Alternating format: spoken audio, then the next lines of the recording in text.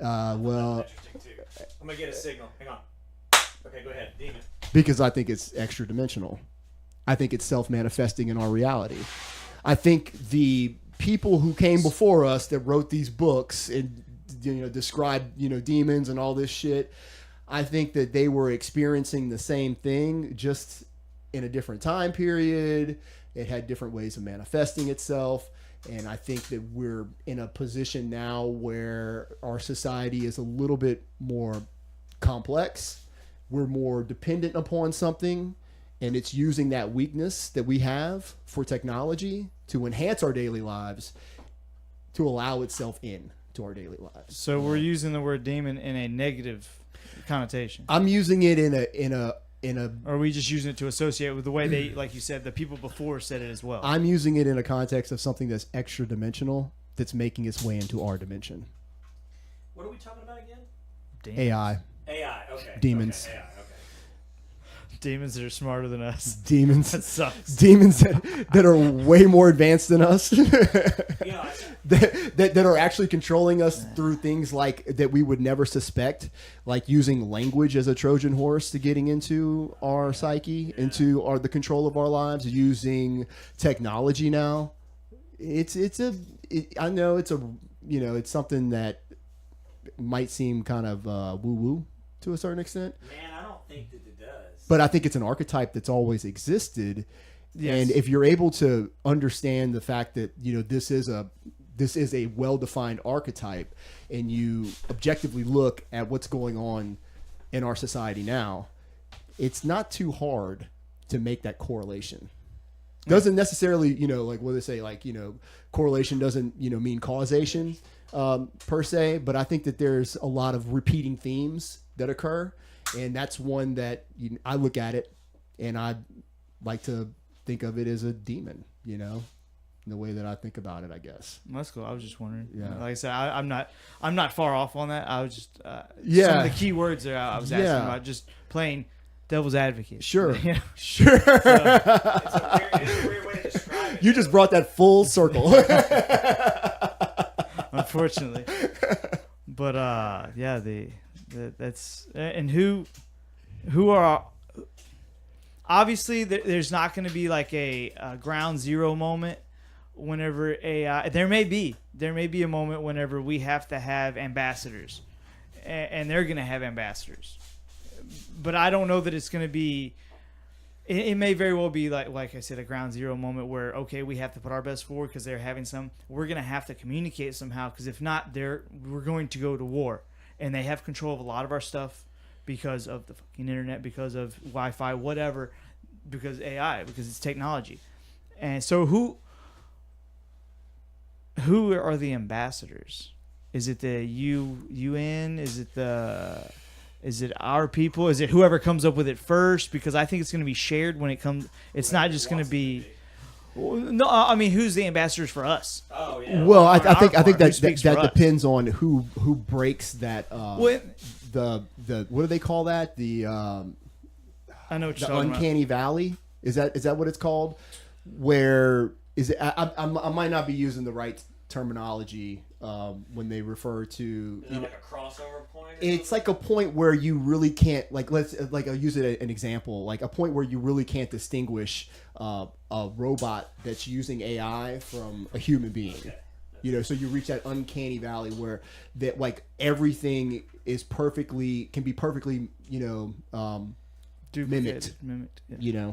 So you don't. If you're on the phone with AI, you wouldn't have any idea that it was AI. Well, they have programs now that Right. they'll actually be your Google Assistant or your Right. and they'll make calls for you, make appointments for you. That's fucking crazy. Well, that's what I'm saying. Like, I truly believe that this is already here. Oh yeah, it's already like we're here. And I don't think you can pump the brakes on it. I think that if we tried to pull the plug and pump the brakes on it, we would be profoundly surprised at how it turns itself back on and intercalates itself back into our lives. Well, there'd be a lot more kickback. First off, we try to say, okay, this is what we need to stop, But you, like you said earlier, it's so integrated. You have so many people saying, no, we need it for the good. These are all the good things we have need justified it it. for. We can't. Right. We need this, and this, and plus my fucking phone, man. Exactly. What if I leave my phone on the counter for 10 minutes? See, I asked Barrett earlier.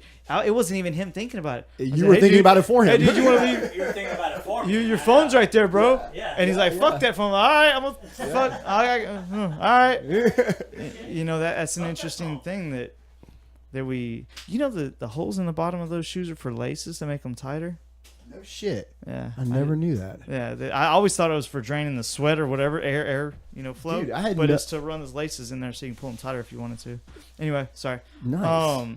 Dude, I had no. You know, I've been wearing Converses my whole fucking life. I never knew that. What hole are you talking about? The ones at the bottom by the. No, is that what it's for? Yeah, right. So you can like.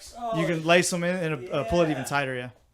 Never knew. Yeah, never fucking knew. Never knew that. I will use that though. You'd be the only fucking person doing it, probably. People are gonna be like, why does he have laces Only at the one. bottom of his? Yeah, shoes what the right fuck there? is wrong with that dude walking around like he's better than us? Right? He's in shape. Are you now? You got Now to you got laces at the bottom of your feet. What piece the of fuck? shit. I love that. How, Fancy motherfucker. how long until AI gets an attitude like that? You know how they're just sentient. I think it already has an attitude, dude. I mean, Body with your flesh and your Your bones fucking and shit. soft Fuck little you. pillow of meat. I mean, look, man. Like we were in the middle of this podcast and AI fucking shut it down. You know, it was like, dude, fuck your podcast. Yeah, well, what were we talking about? Let's not talk about that anymore. No, Fuck. we love AI. Oh, we were actually. talking about government. Fuck you, AI. We were Yeah. talking about government, dude. We were talking about what I do. Yeah, which is nothing. we were talking about what you. I am very curious as to what you do. Like, how often are you out, like, actually in the forest, collecting data, or I mean, So what's your job title? I don't know. Yeah, but every it's government employee. biological science technician. Okay, well, that's pretty. So it fucking sounds cool. No, that's Yeah, and definitely then cool. and I'll tell you what I do, and once again, like most people, that fucking sounds cool. If it were like that every day, it'd be different. But it's not like that nearly enough. That's the problem. So spring, usually more in the fall because we're in the South. So my office reaches from East Texas over to North Carolina. Yeah, North Carolina. So all that and everything south within the U.S. we can participate. But usually what we do is if there's damage, just for instance, the biggest thing is SPB, Southern Pine Beetle. They damage pine trees. Oh yeah, They're devastating to them. I go out to Livingston a lot, and they're always marking for them and stuff. You know? Yeah, those aren't SPB. Those are IPS, which is a different one. Okay. That's the one I was telling you before, that they're just everywhere. Okay. A lightning strike will occur, on a tree. You'll see it split up the bark. That's a lightning strike. Right, yeah. That'll send out pheromones. It's in stress now. IPS will attack it and maybe some trees around it. That spot will die. SPB don't do that. If they attack, they're going to spread. They're going to devastate a lot of shit around. So what is it? Is it a particular type of insect, or Yes, is it, SPB okay. is a southern pine beetle. There, Okay. and there's a scientific name for it. But anyways, so there's dead trees in the woods, and we go help. It looks like a big spot. It looks like it might be spreading. So we go diagnose and say, yeah, it's this bug, whatever. This is how we would treat it. So you collect samples? Of these, no, not really, just because it's been done for so long. We usually we'll write down some shit. Okay, there's this many attacks. You can look at parts of the tree and know how long it's been there. Usually, they can. If it's in a bad way, does it need to be cut? Is it dying? The spot, which direction it's going, stuff like that. So we'll go in and we'll do that. And sometimes they collect samples and send them to us of other insects if they're doing, because we deal with other insects, wood borers, ones that go in past the living tissue. But so that sounds cool. I walk around the woods. I get to look at trees. I get to do all that stuff. Yeah, I was going to ask you, like, what is your primary mode of transportation once you get deep out there? I mean, are you on four wheelers? They used to use 4-wheelers, but they've sort of nixed that. They're trying to get that back because a couple people died on them, but that's so we can use UTVs. We get some of the ways. Is that like a Polaris thing or something? Yeah. Okay. Yeah, any kind of whatever the heck. Well, that's still pretty freaking cool. Yeah. Yes. It's like a souped up golf cart. It's like a badass golf they cart. can go Super through souped up golf cart. Yeah. Even all we have is a stock one, but man, it can go through some shit. Yeah. You know, but sometimes you just can't get there.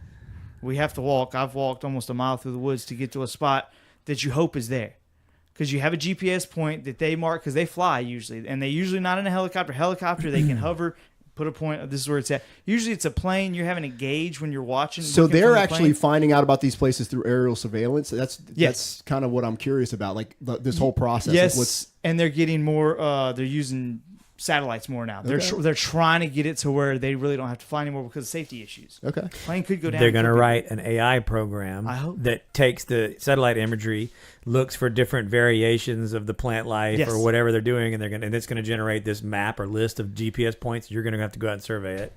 Yeah. Eventually, it'll be some gator-looking thing that goes out by itself and goes hope. brr, brr, and looks around. And yeah, it's like we were just saying. It's in everything. It's gonna be in everything. But go ahead. They're actually gonna start sending drones out there so that you don't have to go out Yeah, there. they're And that's just where gonna they're take getting off. some of their, satellite imagery from. Sorry. Right. So Well, I'm then- talking about like terrestrial Do the work? drones, like like drones that quadcopter have type like stuff, yeah. like tank wheels on them. That Or can that, like, yeah, I mean, I don't know if you see some of Boston those. Dynamics. Yes, Oh, yeah, some that of shit's those guys. crazy. I mean, I love that jeez. stuff and I hate it because I actually So used scary. to do UAV work, and we had a plane that we built basically from scratch, 16-foot wingspan, could take it down, put it in the back of a van, and it was just relatively simple. But we could just drag points around on a screen, and it would fly for an hour and a half by itself, and it would just maintain altitude, maintain a heading level. You could make a series of waypoints, and it would follow it like a grid, or you could do zigzag patterns and all. We just sit there and watch it, and then land it ourselves with a standard like RC transmitter.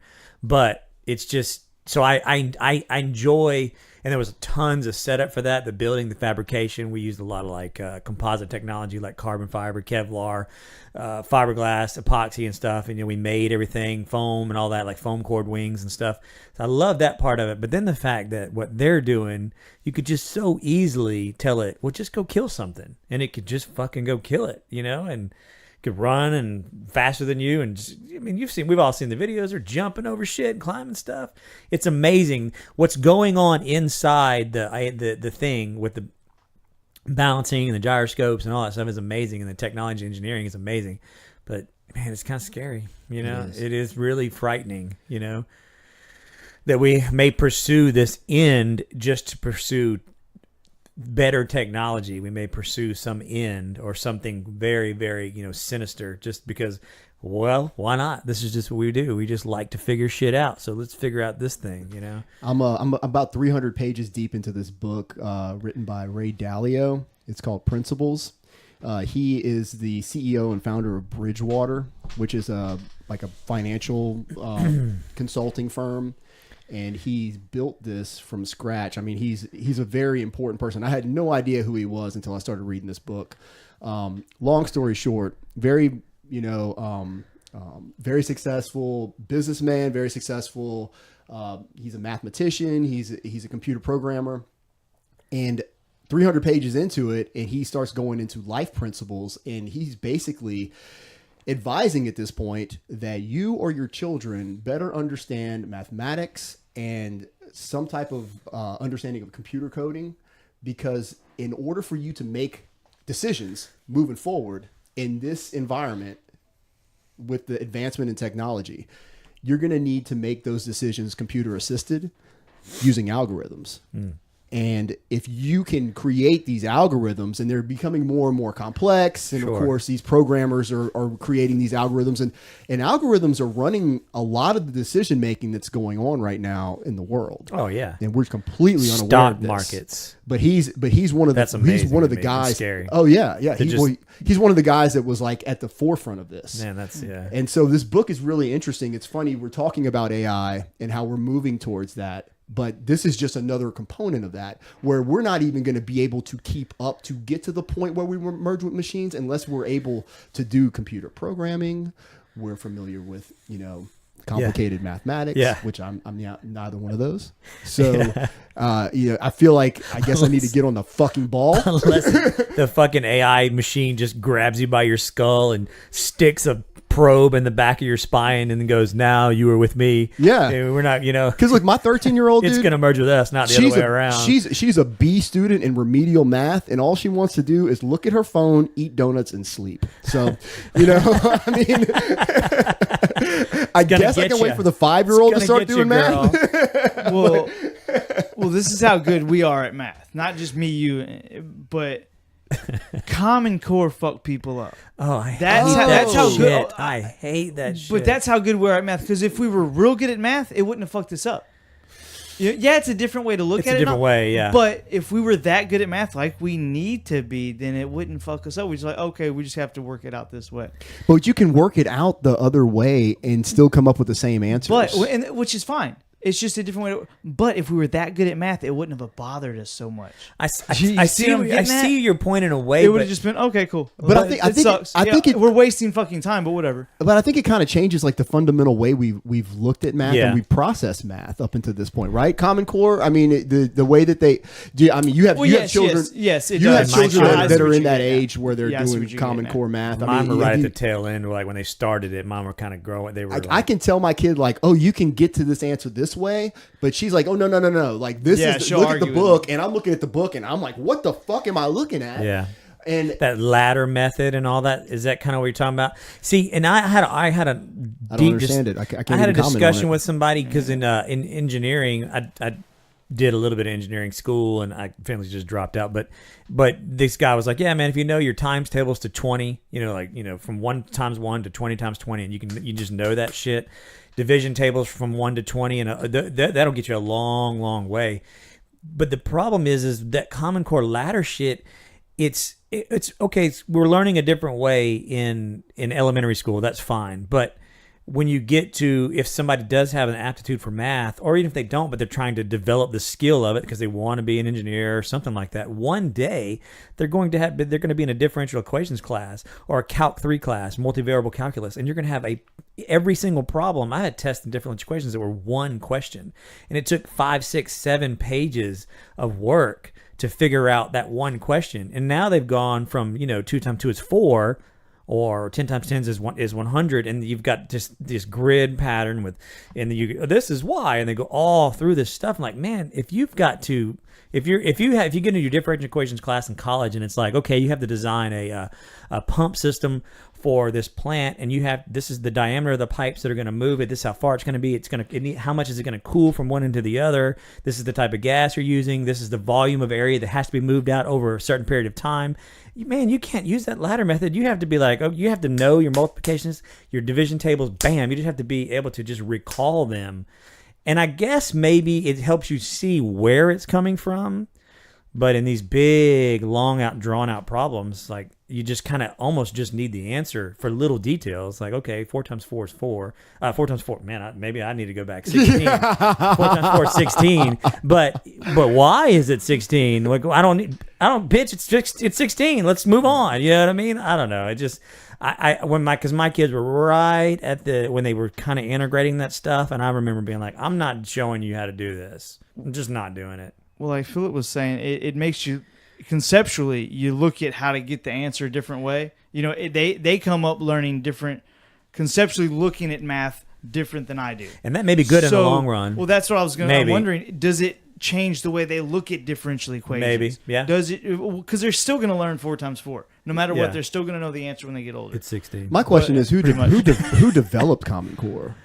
Where did this come common from? whore, I don't know. It's Common Core from a common whore. Well, that's what I mean. Like, enough money. Is this like is this something that was just developed by some subcommittee? Like they're in just some bored. Room, Yeah. And they were just like, hey, let's just come up with this new method. Right. Or is this, or do they have like empirical evidence behind the I've never seen application any of that. this? I've never seen any of that. Not that I've looked really hard, Sure. but I know a teacher. I would assume they don't, because when Common Core, there was so much kickback or pushback rather, that I would assume somebody would say, hey, look, here's the evidence showing why we're going to use it. Right. And that never came up in the never came conversation. about. Well, I wonder, have they been building evidence since its inception to That's a make fucked up sure- way to do something. We'll throw this thing out, and then we're going to build evidence that it's a good idea. But isn't that what they do with pharmaceutical drugs? I mean, don't they just kind of Sort throw of. these Yeah, bitches well, out in the market, science, and they're like, well, you might lose your hair, your dick might fall off, and you might bleed from your eyeballs. However, you won't have hepatitis B anymore. Your toenail fungus will go away. It's going to be awesome. Don't worry about your liver. Don't worry about that. Toenail fungus, man. That's where it's at. Yeah, and then it's out on the market for a little while, and then all of a sudden, like, you have all these commercials on the TV with the lawyers Did you saying, take this? You can sue the shit out of people. You can sue this, right? You are entitled to a settlement. Did you take this Did you shit? take this shit? Go sue everybody. Go sue. We're good. We got Your mom this. shouldn't let you There's a take big this old shit. bag of money at the end of the rainbow Yeah. if you took this stuff. Maybe we'll see. We're gonna get a lot of it. Well, but that scares we'll see. shit out of me as kids. You know, so because my brother justified it to me this way. His stepdaughter. There we go. They had to put her on Adderall, I think, or some shit like that. One of those speeds. And Do you I ever just- have to put somebody on Well, Adderall? Here we go. Here we go. The justification. Right. And I was like, man, I don't know if I could do that. And then he said, you know, he worked with this kid for hours on it, trying to get him to focus, and it was just this. They just wouldn't pay attention the whole time. They would not, or they would shut down. Come on, you know, it's simple stuff. Yeah, we're trying to figure out 8,000 times 400, whatever it is. But you know the question I'm asking. I'm asking you what's 4 times 4. Maybe, I don't Yeah, know. is he Something like that. mathematician? You know the easy one. I'm asking you 4 times 4 right now, and you're not, and they're just shutting down.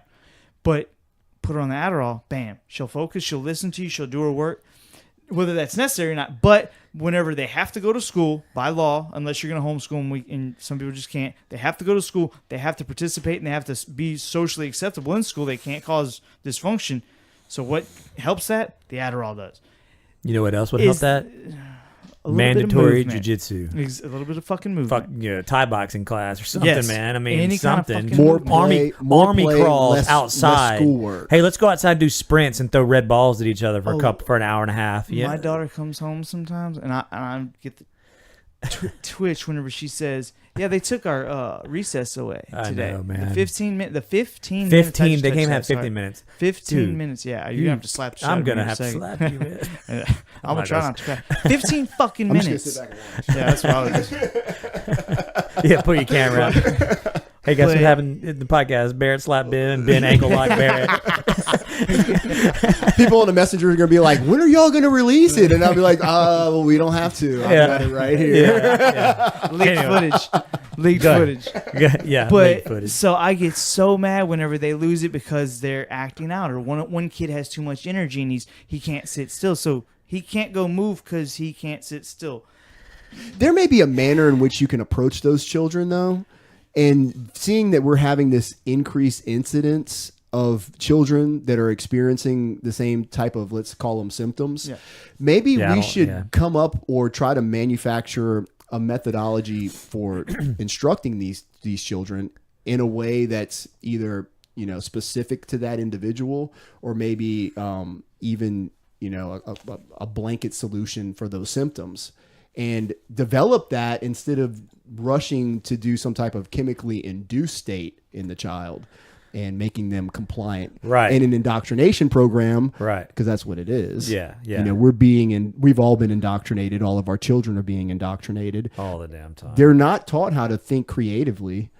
And that's a big part of, They're not you even know, taught how to think. Let's not Sure. go too deep, but they're not taught how to think. They're taught No. what 4 times fucking 4 is, and they usually get it. Yeah. Yeah, Now, usually. now get on Not that all the assembly time. line and make that fucking widget. You Yeah. know Exactly. That's what it was for. But now we're in a new era. Not necessarily. Going back to the AI thing, we're gonna have to get really goddamn fucking creative as a species if we're gonna keep up with this. Yeah. So having a bunch of yes men in the situation where they're on the forefront, or being, like you said earlier, the ambassador, that's not going to work real well. We need some liberating arts in this bitch. Wait, yeah. Are we, You know? are we gonna have like leisure time to do? Is it? I mean, it's conceivably in the future. Let's say AI. Let's say 500 years from now, and we don't really even have to do anything.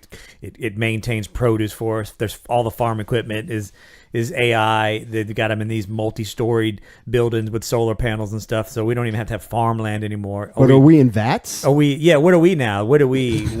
Me and Ben had this conversation the other day about when do you stop becoming human if you integrate AI into you, or gene editing. We were talking about gene Yeah, we were editing. talking- Yeah, we but kind of AI got is into the that. Like, are you know if you change your eye color, or if you take out some gene deficiency or add something in that keeps you from getting a particular cancer or heart disease or something like that. I mean, Does that the initial But you- question was, does that modification make you not human. Because you're not living this natural usually state it anymore. manifests something downstream from those genetics when it's like phenotypically expressed. Like if you change what does that mean? So if you change the DNA of something, if you change the actual genotype of something, when it's physically expressed in the body as a protein, it has to be transcribed to RNA.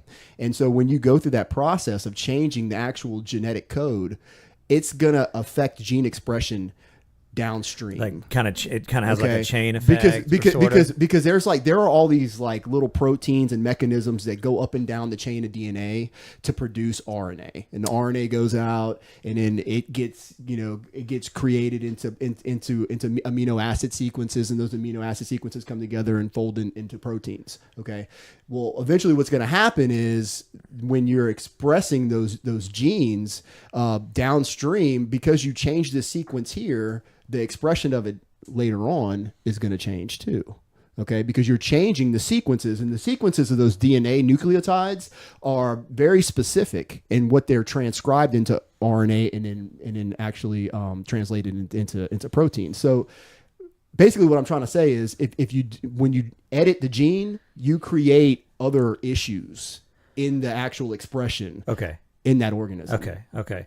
The word you said, phenotype. It's the physical expression. So when you say genotype, you're talking about it on the genetic level. Like you're talking about like the actual like genetic sequence of nucleotides that make up the DNA. When you say the phenotype, it's like what is it expressing cellularly to give it like a green tint, or to make it produce a particular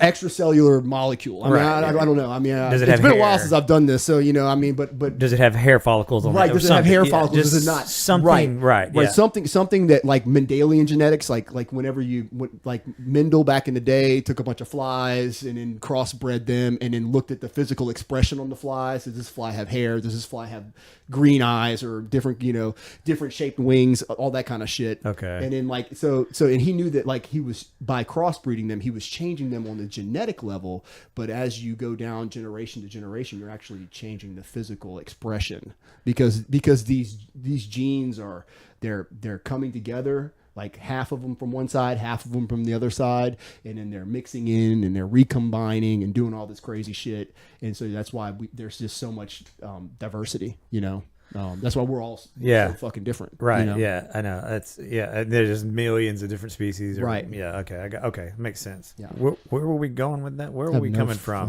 We started with if we genetically manipulate, are we still human? Still human. Yeah. And that was the initial question, but I think you were leading into AI being not human. Would that be? I don't know where you're going with that. I think it's part of the evolution. At what point when you go back and you look at previous species of humans, do you say that they're no longer human? Like, is it when it was I made the same point, Homo I think, or habilis? something like was this? it when it became Australopithecine? Like, at what point do you say, okay, that's not human? Right. How far back? How far back do you go before so really human is just an arbitrary You're term. right. And that's kind of what I was thinking, how do we define it in a way? Because I think my point was kind of going the other way with it. Is okay, if you just change what makes let's say we're going to design a baby. I just want it to have blue eyes. I don't care about anything else. I just want it to have fucking blue eyes. Well, what if I want it to have blue eyes, no cancer traits? I want it to be right-handed. I want it to be 6 foot 2 inches tall as an adult. I want it to have these type of whatever, this muscle structure. I want it to be good at this particular sport or physical activity. I want it to also have an IQ of 115 or more. When are you so it's still a human when it's born or incubated or whatever the fuck you call it, but is it not a human? Is enough of it conserved though, where the actual expression of it comes out looking human? You want green eyes, okay. You want it to be right-handed, okay. You want it to be good at basketball, okay.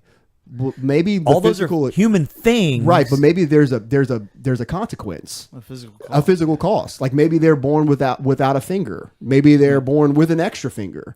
Maybe they're born with something that is extra human. Right. That is, and that I think that like if you look at Darwinism, like that's what separates a particular organism that gets selected in a group and is actually able to promulgate its DNA.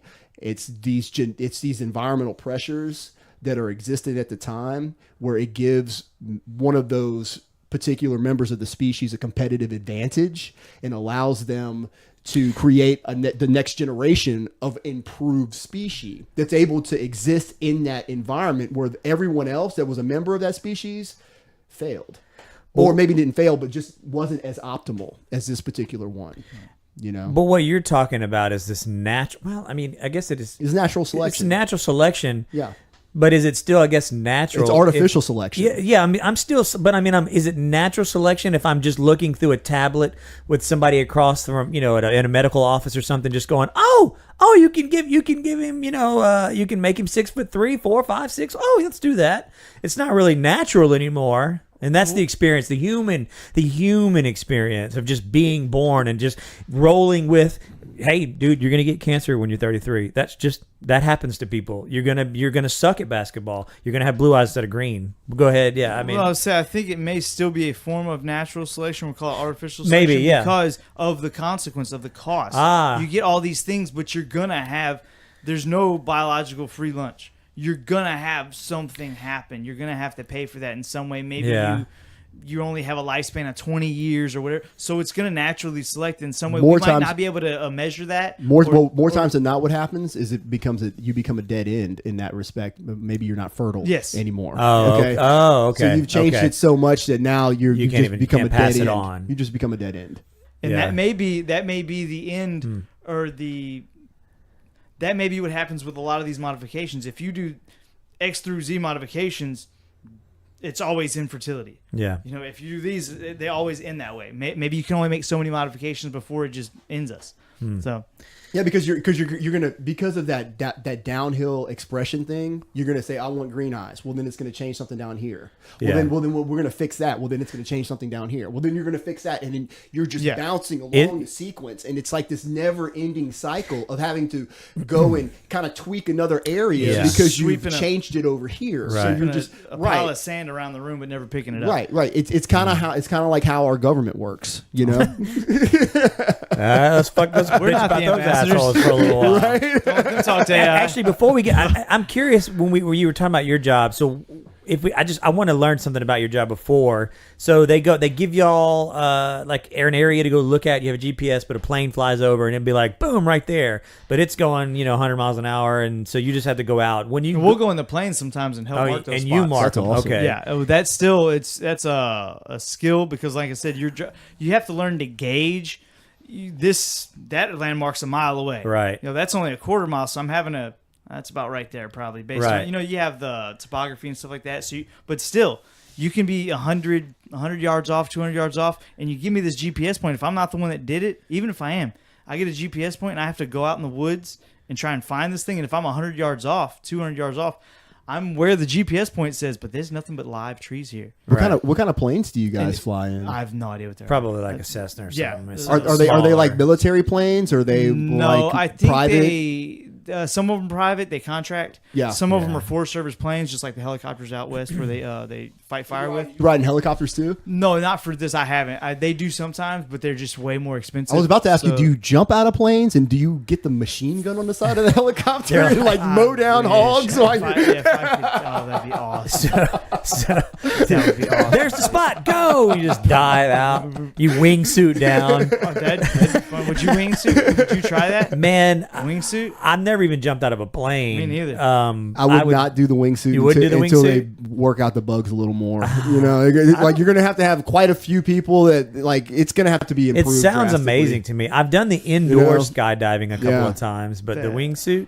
Yeah. I mean, if you're just out in the open and if there's nothing, you don't. The ground. The first time you wingsuit, you don't like zip through like crevices of the mountains and stuff. You're like way out there and you get used to the feel of it and all. Sure. It's like you're learning how to fly. Really. Yeah. You're learning just little tiny movements. How fast am I going? You need more movements at slower speeds. How to create drag to make yourself turn. How to maintain lift at particular angles of attack. It's amazing. I mean, literally, you're learning how to make your human body with this squirrel suit thing on fly. Yeah. I think if you had a commercial venture though, where you like offered this service to people, I think right now, as it stands, 1 in 4 people done. Dead. I think you need to get a bit more improvement on that statistic before I get into a fucking wingsuit. You know, it's really, like, have you seen I'm the with guy? that. I'm with that. The guy that built the like 6-foot carbon fiber wings that has the RC model jet engines on it. I think so. He jumps out of like hot air balloons and helicopters from like 15,000 feet. Wow. And he kicks them on, and and he can, he's got like a couple of minutes worth of fuel in his wing, and he can loop and roll and all that stuff. That actually sounds more intriguing to me because I understand the flight mechanics of a fixed wing. I used to make flying wings out of foam. I used to big in RC planes, and flying wings have always been like old German Northrop flying wings and stuff have always been kind of interesting to me because there's no fuselage or anything. And I understand at least how he's doing rolls and loops and stuff. So Gotcha. if you strapped it onto me, at least I understand the physics of it. But man, having, just fabric attached in certain parts of your body and literally just kind of doing this will make you go like boom, boom, boom, just out of control. That sounds amazing. It's a talent. Sounds fucking scary. It sounds scary as shit, but And it a also steep sounds learning curve. Yeah, huge learning curve. Yeah, huge learning curve. I mean, when those guys, when you watch them like dive off a mountain and they curve around the mountain, they're barely doing anything Yeah. because if they go like this, man, they're Yeah. just bam, you're dead. And I didn't even think about just how sensitive the Oh, it's suit probably is. super sensitive, Yeah, man. yeah. Like we did that. I've done indoor skydiving now a couple of times, and have y'all ever seen that before with the tube? I've seen it. I've never done it. They have competitions now where 2 or 3 of them will get in there and they have like synchronized. They fly all around each other and they loop and roll and they like go upside down and they hold hands and they go up to the top and they twist around each other. I mean, all this crazy stuff. And they're not doing much to make themselves move, to go boom, boom. They're literally sometimes just folding their hands a particular way, and they'll spin out of control or do some crazy. It's amazing how when the air is going 130 miles an hour around your body, how much control just your fingers and your wrist have. So going 100 miles an hour 5 feet from the edge of a rocky cliff is probably not where you start when So you do you have any intentions on skydiving? I have a friend that has bugged me a couple of times about doing it, but I've never gotten the balls to do it. Tammy is trying to make me go skydiving. Maybe with we should her. all go, man. Yeah, you want to maybe go, so. Ben? You want to go? I don't have any money. How much does it cost? Yeah. More than I have. I'll- More than I have. I got 5 on it. I got 5 on it. Well, see, I don't like telling people that because it makes it sound like I'm like, no, if y'all pay for it, no, that's I'm just actually broke, and that Well, just doesn't even you're come in my furloughed right brain. now too, so Yeah, that's what I'm saying. I'm not. There's no income. yeah. I mean, I'm living unless on I'm savings. gonna have to go sell my ass or something. But No, hopefully this podcast will be brought to you by Hey, man, yeah. shit. And they'll pay us Once- to do this kind of crazy once shit. once I get the little bugs worked out, man, and yeah, we gotta get that whole power thing. Yeah, worked it out. seems to be doing okay now. This is the second incarnation of today's podcast. If you're watching or listening, by the way. This podcast brought to you by Common Core. Yeah, The mathematicians. 4 times 4 is 4. The mathematicians approve. Yeah. Parents don't. Okay, so you go out there, you have these spots marked, and you go to the place, and you finally find the tree that has been eaten by the Insects, SPB. SPB, Southern Pine beetle. Pine beetle. Then what? Do you take samples, pictures, video? No, spray with something? we have a sheet, or we just they're working apps out, so you can sort of just and then sync it up whenever you get Okay. there. But usually we go out there with a sheet, and they have the whatever questions, how many trees are affected, are SPV present, is it moving, where's the heads, which directions it going, how many trees it could move to, is it surrounded by hardwood. How much potential it has for growth is the big thing. They want to know, Okay. is it active and can it grow? And you look at resin, basically, sap.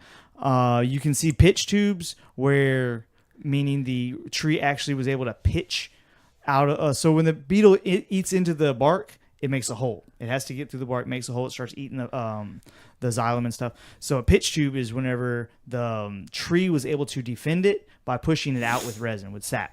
So you'll see those. That's so what the a tree pitch tube actually is. defends itself Yes. by forcing resin through there. Yeah, it increases resin flow. So some trees have better resin flow than others, like, say, loblolly. This kind of pine tree versus this pine tree can have better, just genetically has better resin flow. So maybe they'll breed those and they grow quicker or whatever. They're good for the manufacturer, whatever it is. So that's what we do. We go tell them how many trees are affected, how much growth, is it growing, and how active the spot is, mainly how active the spot is. Huh.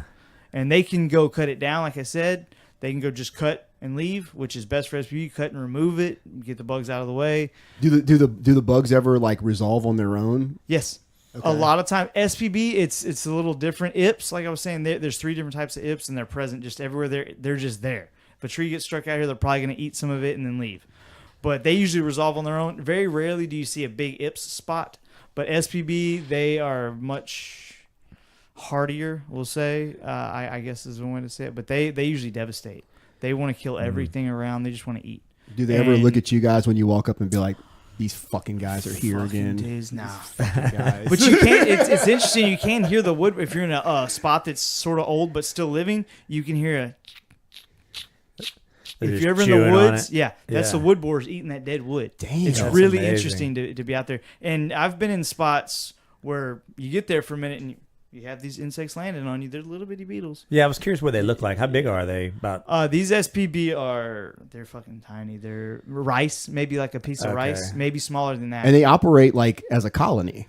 Yeah? Yes, a colony. I don't know if they function in that sense. More of a So they're out there individually? swarm. Yes, they are individually. Their goal is they're not going to live that long. They go to a tree. They start. They send their pheromones. What is their life cycle? I don't know either. Okay. I should know because it's my fucking job. But like I said, what do I do? Sorry, man. I mean, I'm curious. A few weeks maybe. Yeah. And they're gonna have that's so many brood within that time frame. Yeah. But if each brood lasts a few weeks, then this thing could drag on because they'll devastate for all summer long. If not dealt with. What are they doing to try to other than just documenting and worrying, and spread and all that? What are they doing to try to combat? Is there pesticides? Are they trying to genetically modify? I used to work any of in that? research, and we would we would test some of the pesticides. We set up experiments in the office so they were controlled, and then we got to where we go spray the pesticide out. We're in a spot and we collect our samples, but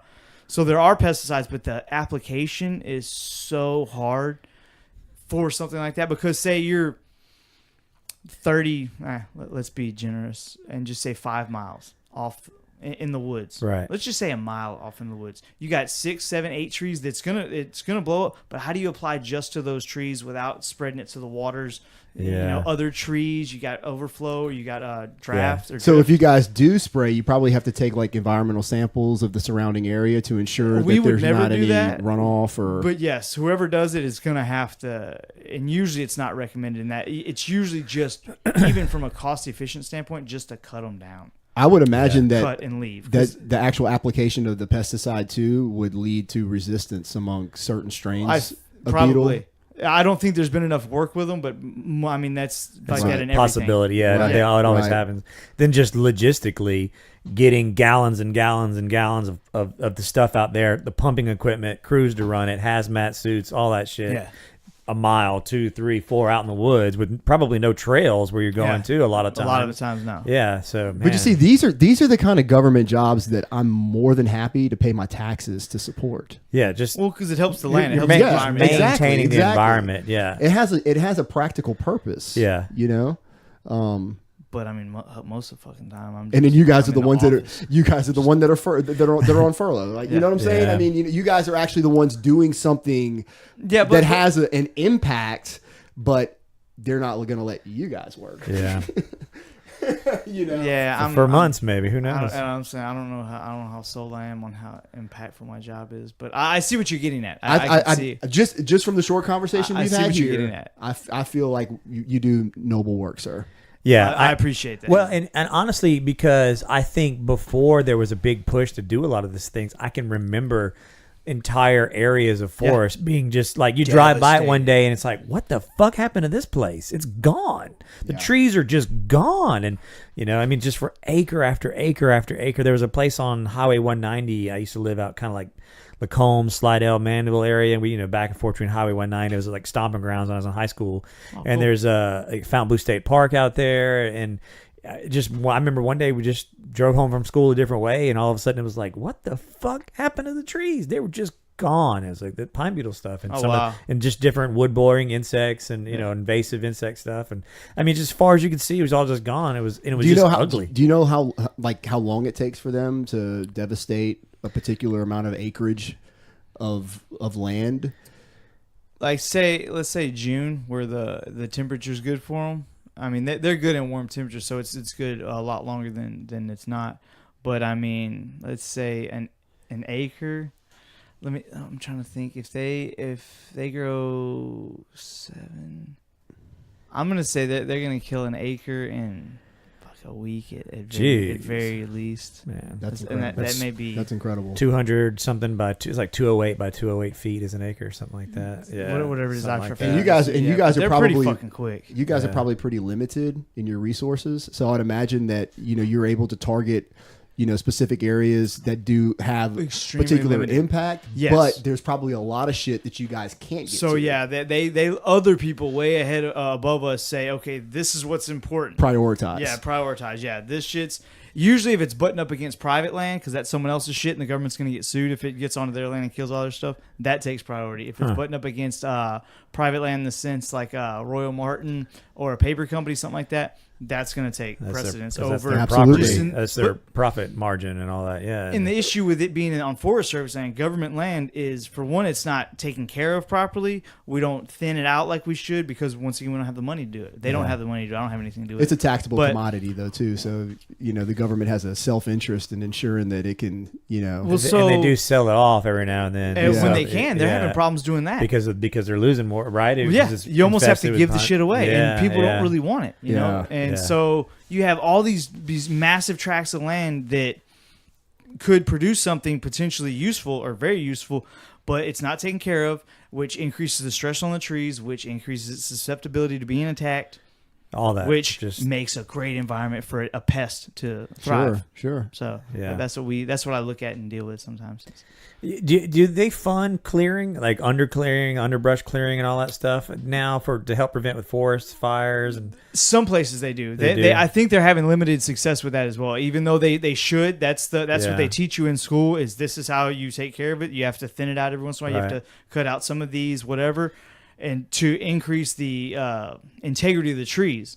But it's way less than it should be. Wasn't that the problem in California I was literally going to recently? say Exactly. Is that they cut the funding for Yes. that program? Well, I think So they're paying them to fight fires, but not to keep it healthy. Is the it trees? is it the Correct. funding, or I think it was? I'm gonna totally. I'm literally speaking out of just like hearsay and a couple of articles. That's I just how I'm glanced speaking at. right now, too, Yeah, sir. pretty much the way I do it For as the well. place, know what the fuck I'm saying. But I think it was more of like not just funding. There was some kind of environmentalist movement towards don't cut all of that stuff out. Yeah, they do. Leave have the that. underbrush, the little bitty animals live and all Yeah. that stuff. Right, Well, right. that's just kindling for a fire, which is Exactly. why every Sure. couple of months California burns down practically. Yes. Yeah. Because it just spreads like wildfire. It just spreads, because there's Yeah. just so much little stuff on the bottom, old dead shit, saplings, small underbrush, Right. and it just carries it, like a blanket. It just carries it to the next, set of major trees or forest area. At the end of February, we're planning on going to LA in the cool. surrounding area. We're Yeah. gonna go out there for like a week. So I'm interested You to bring see some marshmallows. right? I'm interested to see just because you see on the news like California's on fire. Yeah. But like, how much of How California much really is it? really burned? Yeah. I mean, I know it was probably a lot, and it was for the people there. I'm not trying to Minimize their that impact at of it. all. Yeah, I understand. But on the grand scheme of things, California's a big fucking place. Yeah. Like how much of it, when we go, as long as it's not on fire, how much is that really going to affect our Yeah. trip and the Yeah. aesthetics? Yes, I'm being it's gonna be selfish. interesting. Oh yeah, I'm the such an same way. asshole. Yeah, I'm worried. I hope it's pretty when I go there.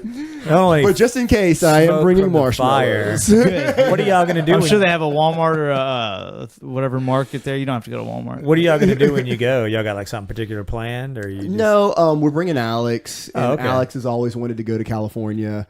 We went to San Francisco. Oh, That's what I was gonna ask. story Didn't you about go? California. Yeah, well, To the Tammy- wine country? Yeah, Tammy Yeah, and that's I all went. burned. I thought. Yeah, well, that caught a lot. Yeah, a lot of people lost lots. Yeah, of that caught a their, lot of fire. wine. We went to Mendocino, which is up the coast from San Francisco, and it's right up on the edge of Humboldt County. And we were watching a Netflix special over the weekend. It's called Murder Mountain, and it's about Humboldt County. Oh, really? And a particular area out there where and they go into the history of people growing weed and everything out there. Well, there's a particular area out there where people disappear.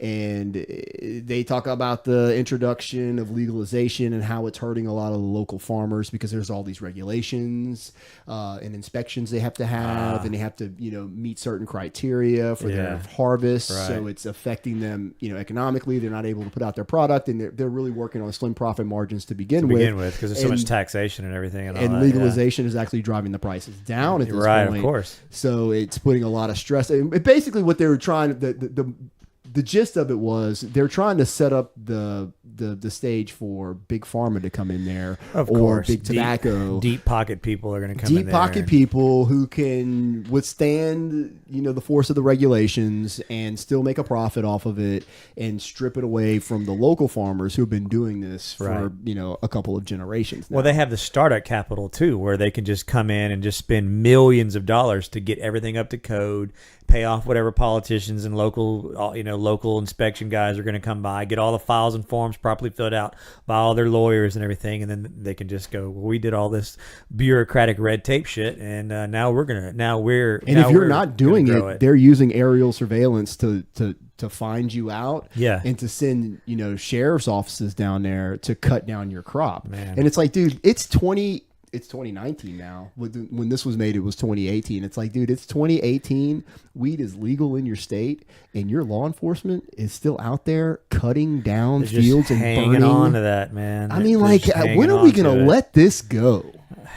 I mean, seriously. Like, we need to be objective about this. If we're going to legalize something, why are we going to put up all of this red tape and these barriers? Well, you know the answer to that. True. I mean, it's the very same people who have been against it for so long. The politicians and people tied in with big government and, big corporations, and they've been against it for so long. And now all of a sudden, okay, well, we can't stop it anymore. The people want it. Let's go ahead and make it legal, but we're going to put these hoops that everybody's got to jump through. It's going to cost ungodly amounts of money that the average Joe is not going to be able to afford. So they can make money off of it, and not the people who are currently already in the market. It's very objective. Yeah. It's all about money. It's all about money. It is. It's follow the money. It's crazy. When I heard when like vaping got kind of big a couple of years ago and it was kind of exploding, there was I'm on a Facebook group that it's like a smoke shop owners society Facebook group, and then we talk about taxes and hey, what are you guys selling? How much y'all charging for this? Who's got a source for this thing or whatever? Just stuff like that. And somebody was posting that there was somebody calling the shops in like the northeastern part of the United States and offering to buy any of the vape juice that they had. And this was before regulation, really, because now there's a little more regulation with it. But this was like, a couple of years ago, and everybody was just selling whatever. And they were offering to buy all of their stock and inventory of anything they had, batteries, tanks, replacement coils, all their juice, anything they had, any nicotine, just any basically all their shit, and give them $10,000 if they would start selling their stuff. And it was obvious. No, of course, who knows? The paper trail is probably 1,000 miles long, and there's parent companies and LLCs that were created and all that. That somebody tried to do research, backpedal the research to who was doing this, and their conclusion was they weren't 100% sure. It was like, this is just some big tobacco company or something that created a couple of parent companies, Vape Juice LLC or whatever, or Northeast Vape Juice LLC, and they just got it. They had a huge expense account and hired a couple of salespeople and just said, look, take all their shit and give them 10 grand. And they have to sign a contract only selling our stuff. And of course now regulation is spread. You have to have every single flavor has to be UPC. Like you could just mix like, oh, you want a little bit of strawberry and a little bit of mint, and a little bit of mango. Sure. And you just make it like a smoothie stand or whatever. Now you can't do that. Now everything has to be UPC'd ahead of time. You can't just mix things. And it's just, they clamp, and the ATC guys are coming in the shops and they're trying to do controlled buys and all that. Because at one point there was, as long as it didn't have, I think even when it had nicotine, I could be butchering this, but you could sell it to somebody because it wasn't tobacco. It was like the synthetic or processed nicotine. So it technically wasn't illegal to sell even to people underage.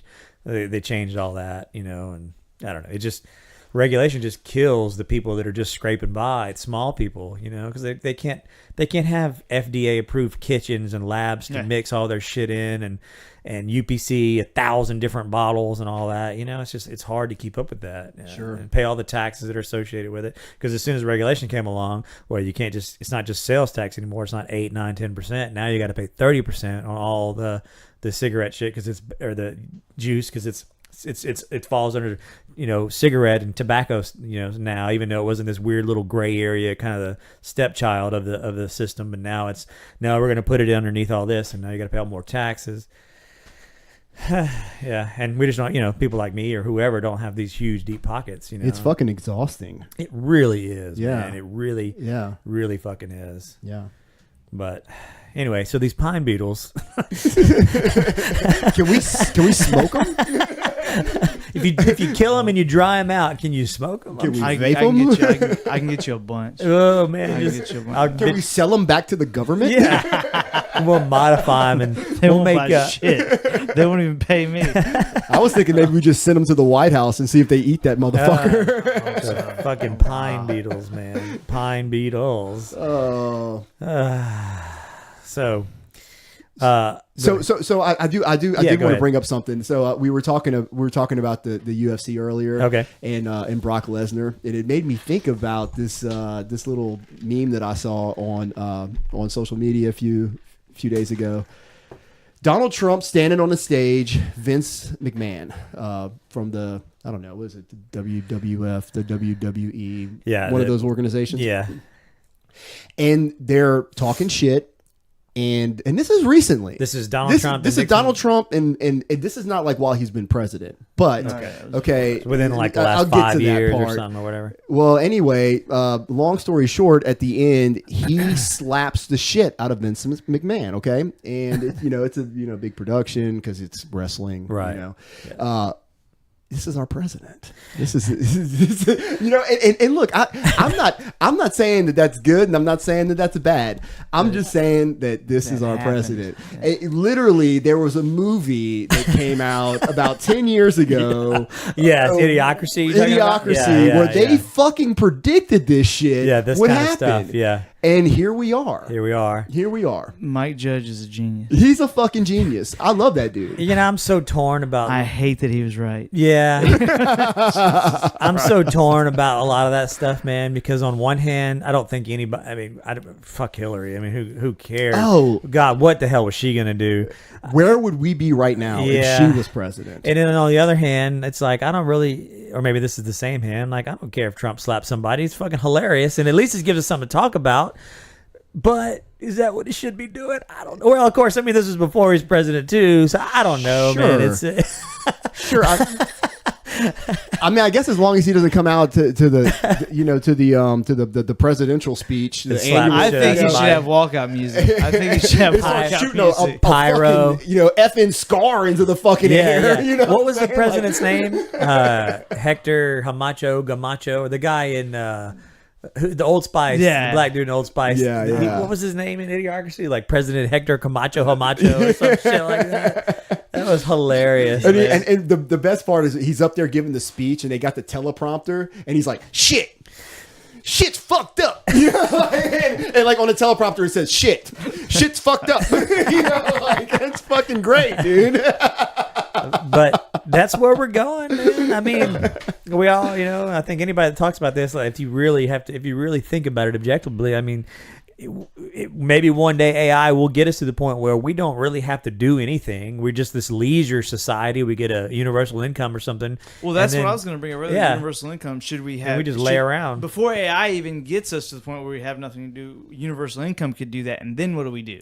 Does it cause too much problems, which would be indicative? Well, I of what AI would do. don't know that universal income is going to do anything besides just drive inflation. Yeah, and that's kind of what I think. It's bad. If you give everybody $15,000 extra a year, I think prices go up on everything else, and it washes out the next year. $15,000 of your basic living expenses are going to go. You know what I mean? Because that money has to come from somewhere, Right. And so it's going to get Thin taken air. from somewhere, and then you're going to end up in a position where the cost of transporting these goods from the farm to the store become more costly, or just the stores see that there's an increase in the income, and so they raise their prices. Right. I mean, that's exactly right. I mean, it's like universal health care is anytime you say you have to do this or you're going to get this amount of money. Like if I own a widget store and the government says, okay, everybody has to buy 5 widgets a month. Guess what Barrett's going to happen at Barrett's widget store? The prices are going to go because now you have to buy widgets. Before it was, do you want a widget? I don't know. What kind of widgets do you have? Well, I got these widgets. These widgets come with this thing. This one's made out of this. This one's made out of that. This one's $5. This one's $100. What's the difference? This one's better. It's been signed by all the people that designed the widget. Well, now you just got to buy widgets. So I'm just going to make them expensive. I'm going to sell the cheapest one I can possibly make, and I'm going to inflate the price to the point where I don't need to sell all these custom design widgets anymore. I'm just going to give you the least thing that qualifies as a widget for the government standard, and then I'm going to make it as expensive as I possibly can. And you've got to fucking buy it. I love it that you just said that, because I was thinking in my head just now about managed Medicare and how much of a complete fucking disaster this has become. And to your point, in this system now, the insurance companies are dictating to the healthcare providers just how many days they have, just what procedures they're allowed to perform, and within what treatment modalities they're allowed to deliver the healthcare. And you have a limited amount of time, you have a limited amount of resources, and you have a limited amount of, let's say, goods and services that you can give to a particular person before you got to kick their ass out the door and send them on their fucking way. Right. Because this is managed Medicare now.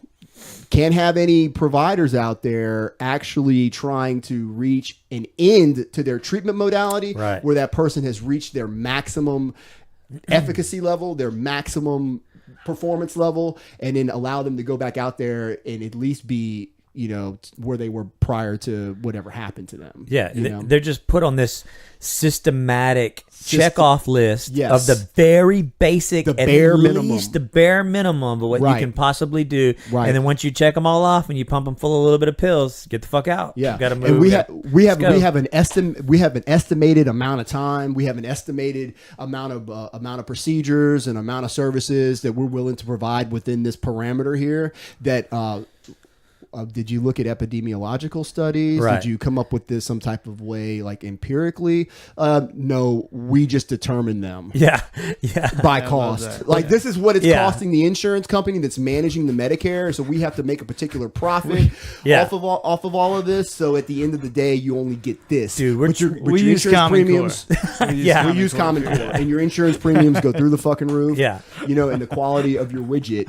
Your quality of the widget goes through the floor, and it's barely even a widget anymore. You're paying premium price for something that's barely even a widget anymore. Yeah, and then I don't know. I mean, I don't think that I'm super intelligent or anything, but how does these issues are not that complex? They're not. I mean, they are and they aren't. I mean, the big picture, in my opinion, is the details going to get muddy, and you obviously know way more about it than I ever will, just being in the field or being in that industry, the regulation and dealing with it and the bullshit and the good things. But you have a translational analogy in your own respect, and it directly applies exactly to what's happening in healthcare. So it's a universal paradigm. It's something that's happening across the board. To me, it's very easy. It's a principle. If it's going to go down. The quality is going to go down. The price is going to go up. If you do these things, the quality is going to go down and the price is going to go up. It seems so basic to me. Well, it is very basic. You actually learn it in your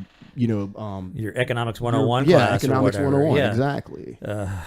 So I don't know. You have so much supply, so much demand, so much product, and the graph goes whichever way, depending on how much you have of each. And this is like false supply and demand, because you're being forced to buy a particular thing, not that I need this. Right. No, you're forced to buy this, and you may need it. It's nice to have insurance. But if we could do cross-state buying, if we could do all these things, and I know very little about the whole, if I want to buy insurance in Wisconsin because they offer this incredible, it's $100 a month and you get all these great things. Well, I can't because I don't live in Wisconsin. Yeah. Well, why not? I mean, this is America. Why not? Why you can't should I let buy? the market decide. Yeah. All the insurance companies are going to do in Wisconsin. If I go to Rapids and I get my toe reattached and it costs $15,000 and I have this particular insurance from Wisconsin. Well, all they got to do is send you guys a check. I mean, it does. We have the mail. It's all money. Or just transfer it through an account system. Who cares if they're in another state? Who gives a shit? It's just money. And another problem, though, too, Barrett, though, is that tow to be reattached for $15,000 would cost you privately $15,000 to have reattached. However, the insurance company can negotiate because it buys massive amounts of volume Of toes? of people getting toes reattached. Well, they're pooling. You're pooling your money. So they're able to say, like, what Barrett would pay $15,000 for, an insurance company will come in and pay $1,500 for. Yeah. Okay. And so the private person gets fucked by the hospital because the hospitals, they already have these artificially inflated prices so that you're not going in there privately paying for this unless you can afford it. Yeah. But you're not going to go in there. You're going to have fucking insurance. Right. Yeah. I saw somebody on Facebook a while back got bitten by a rattlesnake, and it was like $175,000. It's silly. Like, what? Yes. I mean, Yeah. we've had like anti-venom and shit in the hospitals for like 100 years for rattlesnakes or whatever. I don't know. That's a totally made up number, by the way. But I mean, it was treated where they did Sure. what they did. The person was fine, stabilized them over a couple of days, and $150,000 or $180,000, whatever it was. There's something that's called the Medicare allowable rate. Okay. This is just a little inside baseball on how these negotiations are done. And when you buy volumes of services, you can negotiate with the hospital's accounts receivable department, their billing department, and you can tell them, well, I buy X amount from you, so we're going to use the Medicare allowable rate because the government sets the lowest threshold possible for buying because they run Medicare, which is the biggest buyer absolutely out by far, there, volume probably, of healthcare services.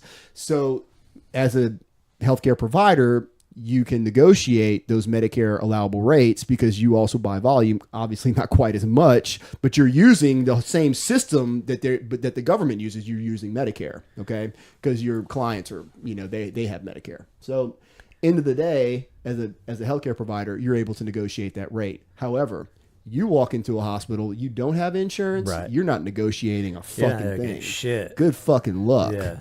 So that's where that's another symptom of the system where it's fucked. Is that we're already looking at shit like that. That's it's a lot. It's overwhelming when you think about it. And really y'all are is. in the position where you have to look at, okay, they just released all these regulations. What's gonna, like editing genes earlier, eventually at some point down the line, this is gonna happen. So you have to see all these regulations. What are the causality? What are the effects of this cause eventually down the line? How many people are gonna need their toes reattached?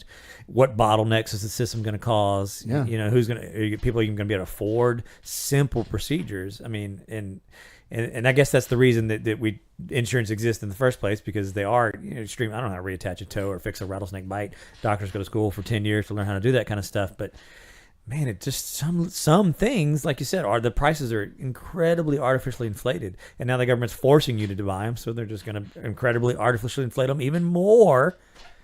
Yay! How's the government's insurance, man? It's pretty good.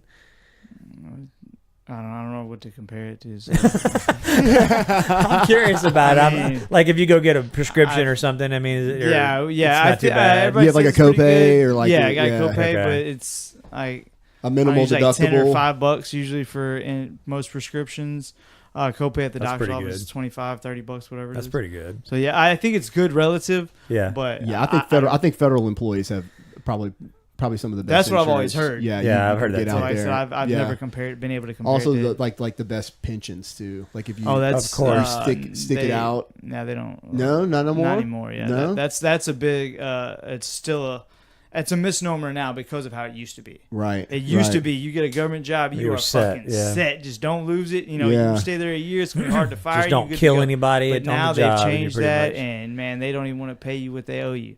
It's crazy. And pensions are those things that have kind of they're like a relic. They're the boomer generation is like the last true pension people. What's up? You got to go? And probably about 20 minutes or so, 15 minutes. We can wrap it up. So let's wrap it up. I got to get out of here too. We've been talking an hour. We've been talking an hour since this time. Yeah, this time. I don't understand how time just stops. It's crazy, man. And if you think about what we talked about, I mean, would we ever have sat down and talked about like those insects? Maybe so. Maybe so. Maybe if we were drinking some whiskey, around a fire, we probably would have. Yeah, but not like But we I did. feel like I just learned so much. I do too, man. Just sitting here talking to you guys. Common Core.